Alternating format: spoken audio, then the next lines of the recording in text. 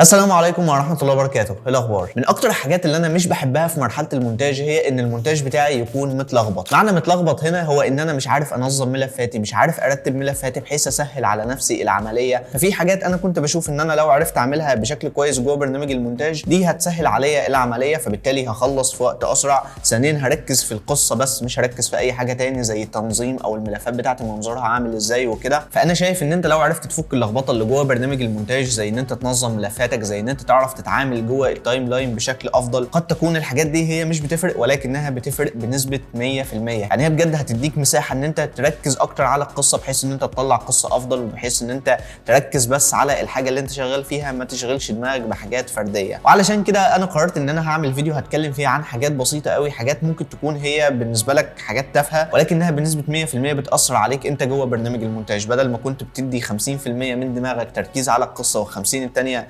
تنظيم لملفاتك ومعاناه جوه البرنامج، الحاجات الصغيره دي بتبقى واخده جزء كبير من تفكيرك، ففي الفيديو ده هنتعرف عليها مع بعض تحديدا في دافينشي ريزولف. فبس كده مش عايز اطول عليكم وخلينا نبدا. طيب خلينا نبدا باول حاجه معانا وهي تنظيم ملفاتك. يمكن اتكلمت في المحاضره بتاعتي الاونلاين عن تنظيم ملفاتك بشكل فعلا مفصل، وفي الفيديو ده برضه هنتكلم عن ازاي تنظم ملفاتك، لان الحاجه دي بالذات الحاجه دي هي الوحيده ممكن تسهل عليك 70% من عمليه المونتاج، وبالفعل هتريحك من عناء كتير ووجع دماغ ممكن تكون انت بتقابله في ان انت كل الملفات موجوده قدامك، ملفات صوت، ملفات فيديو، ملفات صور، بروجكتات، سيكونسز، كل الحاجات دي بتبقى قدامك في مكان واحد، فانت بتبقى مشتت. ولكن لما بتنظم كل الحاجات دي في ملفات ليها فالموضوع بيكون عليك اسهل، لان انت عارف الفيديوهات فين، عارف ملفات الصوت فين، عارف السيكونسز فين، عارف الصور فين، فهو ده بالظبط اللي احنا هنعمله مع بعض دلوقتي. طيب لو جينا نشوف هتلاقي ان انت عندك ملفات زي كده، الملفات دي هي اي رول، فيديوهات متصوره بكاميرتين، وعندك ملفات بي رول او سكند اي رول متصوره بالكاميرا برضو ولكن بتتحط فوق الاي رول، وعندك ملفات بي رول زي كده. في كل الملفات دي في الاول انت كنت بتحطها في مكان واحد بس وهو جوه الميديا بول في دافينشي، فاللي احنا هنعمله مش كده خالص، كل اللي عليك ان انت هتعمل نفس ترتيب الملفات ده،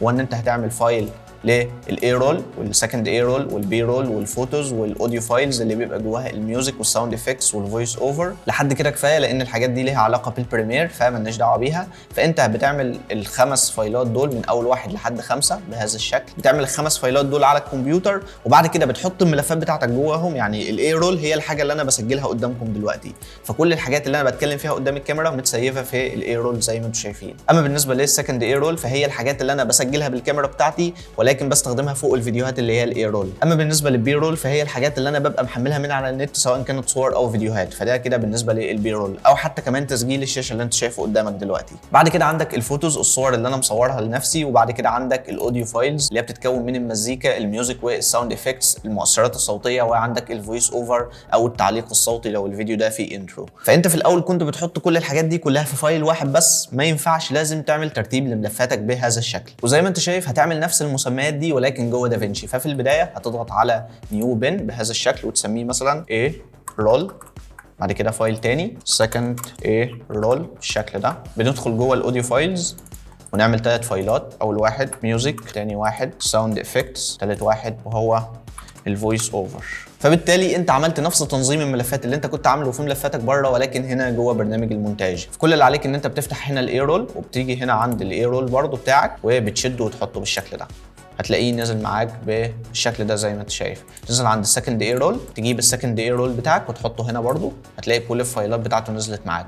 عند البي رول نفس الفكره، حطها بالشكل ده. الفوتوز انا مش بستخدمها غالبا، بس هاجي عند الميوزك الاقي عندي تراكات مزيكا، اخدها احطها هنا واحطهم جوه الفويس اوفر بالشكل ده. واي ملفات جديده انت بتحملها من على النت اثناء ما انت شغال بتاخدها من الداونلودز وبتروح عند الفايلات بتاعتك، تمام، بتشوف هل الملف ده صوت مثلا ولا فيديو ولا ايه بالظبط، وبتحطه في الفايل بتاعه، وبعد ما بتحطه في الفايل بتاعه بتجيبه برده هنا في الفايل بتاعه. ممكن تشوف ان الموضوع كبير ولكن لا، طبعا الموضوع منظم بشكل انت مش هتتخيله، وده هيساعدك كتير بعد كده في ان انت عايز صوره مثلا، ايوه الصور موجوده هنا فبتجيب الصوره بتاعتك تحطها، عايز الفيديو الاي رول بتروح عند الاي رول تجيب الفيديو بتاعك، عايز تراك الصوت الفلاني فتروح عند الميوزك تجيب التراك بتاعك وتحطه. فمش بتلف كتير، مش بتفضل بقى تالف في حاجات كتيره قوي جوه التايم لاين، طب ده كان اسمه ايه، لا ده كمان مش عارف كان اسمه ايه، فبتحط نفسك في هاسل وزحمه كتير في دماغك، وانت اساسا مش مطالب تكون مركز مع الحاجات دي، لان انت مركز اساسا على التايم لاين، على البروجكت اللي انت شغال عليه. فهل انت بتركز مع تنظيم ملفاتك ولا مع التايم لاين ولا مع ايه بالظبط؟ فاول حاجه واهم حاجه وهي ان انت تنظم ملفاتك، لان دي خطوه مهمه جدا وهتساعدك كتير وعن تجربه بجد. طيب نيجي بقى لتاني حاجه معانا وهي الباور بنز. زي ما انت شايف لو فتحت الميديا بول هتلاقي عندك حاجه اسمها الباور بنز تحت. لو مش موجوده بتروح عند فيو وبتنزل تحت عند باور بنز، شو باور بنز، وبتفعلها. هي كده مقفوله كده، انت بتفعلها اللي هي الباور بنز.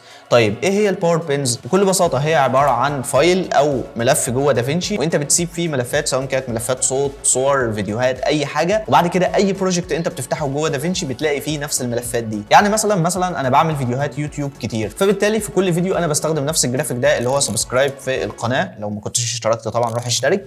فكل فيديو انا بستخدم نفس الجرافيك ده. فهل كل مره بروح اجيب الجرافيك وبحطه؟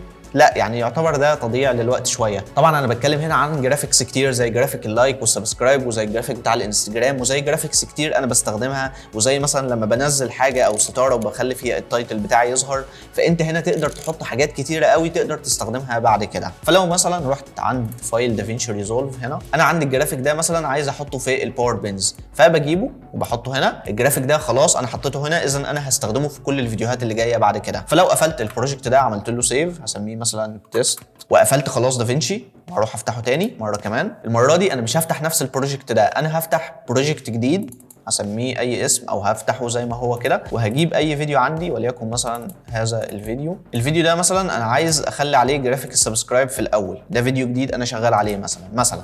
فبروح عند الباور بنز بتاعتي بلاقي نفس الفايل اللي انا كنت سايبه في بروجكت تاني خالص موجود هنا، فبشده وبحطه، فهتلاقيه بقى بالمنظر ده كده زي ما انتم شايفين. فبالتالي لو انت عندك حزمه من الجرافيكس او عندك ملفات بتستخدمها كل فيديو او كل بروجكت انت بتشتغل عليه، فبتجيبها بتحطها في الباور بنز، بعد كده بتنساها. اي حاجه جديده انت بتعملها بتلاقي فيها نفس الملفات بتاعتك. فبدل مثلا ما انت كنت بتعمل جرافيك كل فيديو انت بتشتغل عليه، انت بتعمل الجرافيك مره واحده بس. بتجيب مثلا فيوجن كومبوزيشن بتختاره وبتدخل على الفيوجن، بتعمل الجرافيك اللي انت حابه، اي جرافيك انت حابه. وبعد ما بتعمل الجرافيك ده، خلينا مثلا نعمل اي حاجه زي ما انتم شايفين، دي كتابه انا كاتبها. بعد كده لو سيفت الكتابه دي حطيتها هنا، اي بروجكت جديد انا بعمله بروح اجيب نفس الفيوجن كومبوزيشن وبحطه هنا، وبلاقي نفس الجرافيك ده معايا عادي جدا، مفيش فيه اي مشكله. فبالتالي انت ممكن برضو توفر على نفسك وقت كتير جدا عن طريق ان انت بدل ما كل مره بتدخل على بروجكت بتعمل نفس الجرافيكس او بتعمل نفس الحاجات، لا انت بتدخل نفس الملفات او نفس الجرافيكس اللي انت بتستخدمها كل فيديو تحطها في الباور بنز، واي بروجكت انت بتشتغل عليه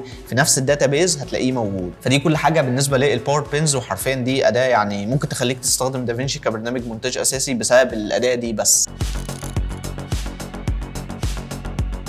نيجي بقى لثالث حاجه معانا وهي الماركرز. ممكن ناس كتير منكم ما تبقاش عارفه الماركرز، او في ناس ممكن كمان تكون عارفاها، وهي ببساطه حاجه صغيره قوي ولكنها بالنسبه لي بتفرق كتير. وليكن مثلا انا شغال على فيديو زي اللي انتم شايفينه ده، وعايز اعلم الفيديو ده ان كل جزء انا بتكلم فيه عن حته معينه. فلو جيت مثلا في البدايه لحد هنا انا بتكلم عن المقدمه، او دي المقدمه بتاعت الفيديو بتاعي. فمن اول الفيديو بتاعي لحد هنا دي المقدمه. طبعا اثناء ما انت شغال بتبقى فيديوهات كتير وتراكات كتير، فانت بتبقى متلخبط ومش عارف فين المقدمه وفين الحته اللي انت بتتكلم فيها عن الجزء الفلاني، او فين الخاتمه بتاعت الفيديو وبتبدا فين وبتنتهي فين. فبالتالي انت في الحاله دي بتستخدم الماركرز او العلامات. كل الفكره ان انت بتعلم التايم لاين بتاعك ان الحته دي انت بتتكلم فيها عن الحاجه الفلانيه. فمثلا من اول الفيديو لحد هنا انا بتكلم عن ايه؟ بتكلم في مقدمه الفيديو. فبالتالي بضغط على علامه الماركر بالشكل ده، وبضغط على الت من الكيبورد وبشد لورا، هلاقي ان الماركر بتاعي توسع. دبل كليك عليه هكتب مثلا هنا انترو. فبالتالي الجزء ده اللي هو متعلم بالازرق ده ماركر بيقول ان كل الحته دي هي الانترو بتاعتي. طيب مثلا الجزء اللي بعد كده، فبضغط برده فوق على علامه الماركر، طلعها بس لقدام وابدا اشد لقدام.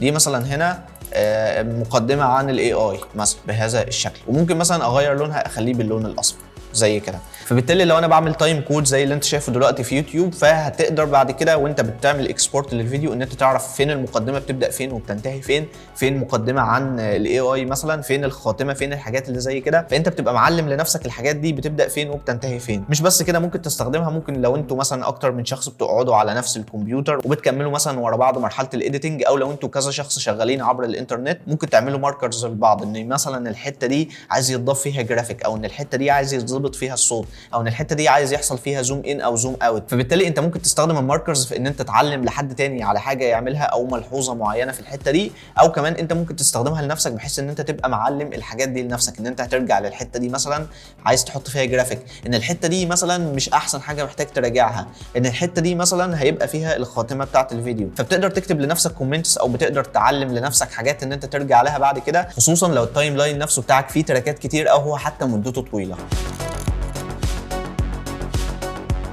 نيجي بعد كده لرابع حاجه معانا والاخيره وهي الفيلم ستيلز. طيب مثلا انت عندك فيديو زي الفيديو ده، فيديو عادي جدا انت عايز تعمل فيه تلوين، فبتجيب الفيديو بهذا الشكل وبتروح عند الكالر بيج، بتمسك الفيديو بتاعك عادي جدا وبتبدا تعمل عليه اكتر من نود. مثلا دي هتظبط فيها الكيرفز، ودي هتظبط فيها الوايت بالانس بتاعك، ودي مثلا هتحط فيها اللوت، ودي مثلا هتقلل فيها الساتوريشن وتظبط الشادوز والهايلايتس بهذا الشكل. في تلوين انت بتعمله او في عمليه بتحصل، ممكن العمليه دي تكون معقده، في نودز كتير انت بتستخدمها وفي حاجات كتير انت بتعملها وانت عايز تحفظ التلوين ده اللي بعد كده. فبالتالي بدل ما كل مره انت بتعمل فيها نفس التلوين، لو انت مثلا بتصور فيديوهات يوتيوب زي انا دلوقتي، فانا مش كل مره بعمل نفس التلوين، في بريسيت انا حافظه للتلوين بتاعي، والشكل اللي الالوان فيه بتكون باينه ان هي مظبوطه، والشكل ده انا حفظته وبستخدمه كل مره. وده عن طريق ان انت بعد ما بتعمل التلوين بتاعك كليك يمين هنا وتضغط على جراب ستيل، هتلاقي ان في بريسيت اتحفظ هنا او في صوره اتحفظت فيها التلوين بتاعك. بعد كده لو رحت تجيب اي فيديو تاني، فيديو زي ده مثلا، بتروح عند الجاليري وبتختار الستيل بتاعتك وبتضغط عليها كليك يمين وبتضغط على ابلاي جريد، فبتلاقي التلوين بتاعك اتطبق هنا بالشكل ده. طيب ماذا لو ان انا بشتغل في اكتر من بروجكت مختلفين عن بعض؟ برضو انت ممكن تسيف التلوين ده بحيث ان انت لما تفتح اي بروجكت بعد كده، اي بروجكت حرفيا هتلاقي فيه نفس التلوين اللي انت كنت عامله، عن طريق ان انت بدل ما